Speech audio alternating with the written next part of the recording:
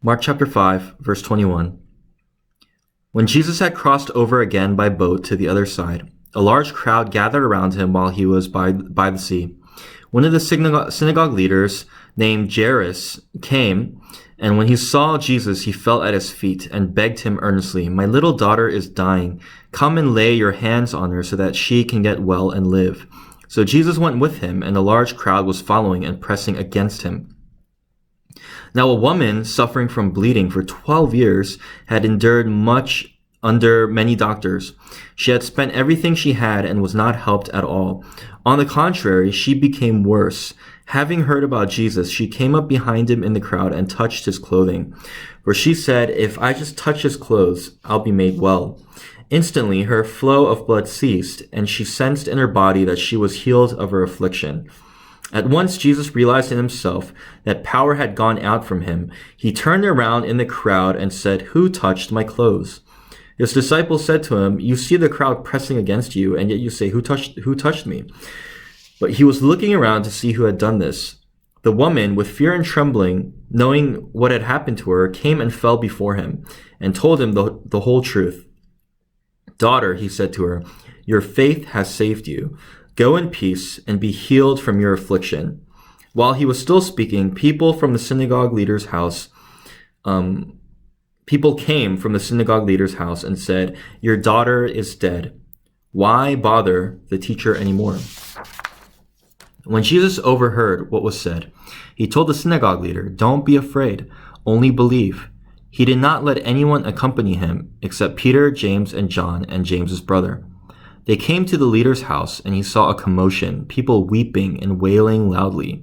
He went in and said to them, "Why are you making a commotion and weeping? The child is not dead, but asleep."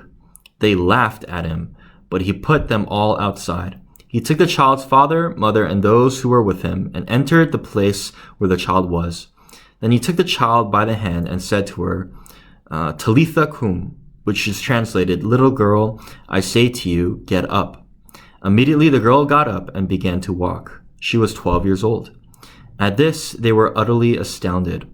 Then he gave them strict orders that no one should know about this, and told them to give her something to eat. So Jesus and the disciples crossed the sea again, back into Jewish territory. And it seems like the crowds never left and were waiting for Jesus to return. But among those desperate to see Jesus was a respected religious leader. Jairus fell at his feet and begged him to come heal his dying daughter. But they had to fight through the crowds to get to her. And Jairus desperately wanted to get home as fast as possible, but along the way, a woman who had severe menstrual issues touched Jesus.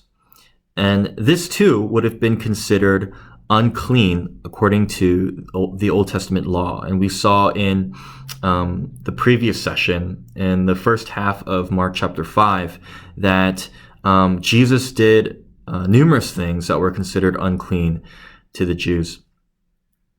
But as soon as she touched the clothing of Jesus, and it wasn't even his body, just the clothing on his back, he felt spiritual power and authority leaving his body. And when he saw who had touched him, he wasn't turned off by the unclean, but he blessed her faith and said, "Go in peace."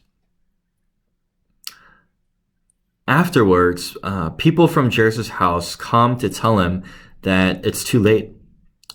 Your daughter's dead. And since there's already a funeral,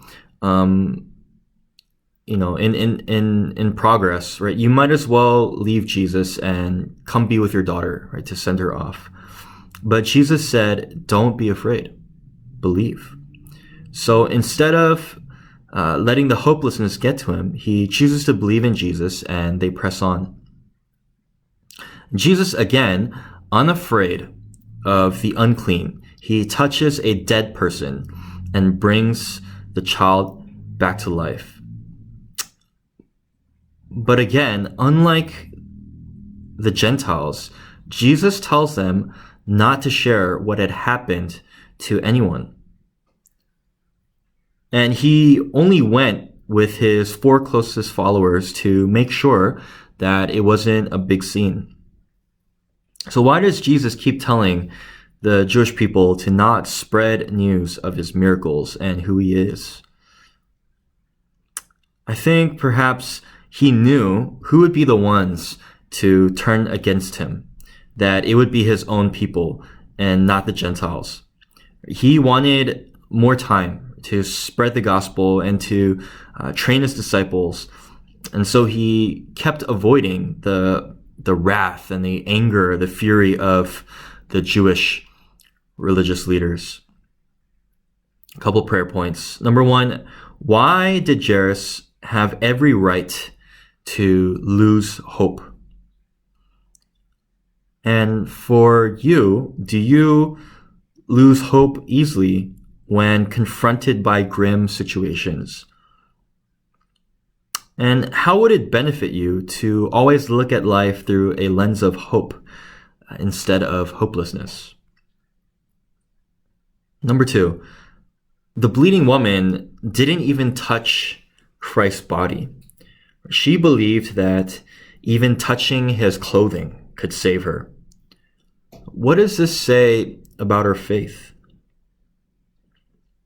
And what does my faith currently look like? Pray for the Holy Spirit to guide you through the areas in which you lack faith.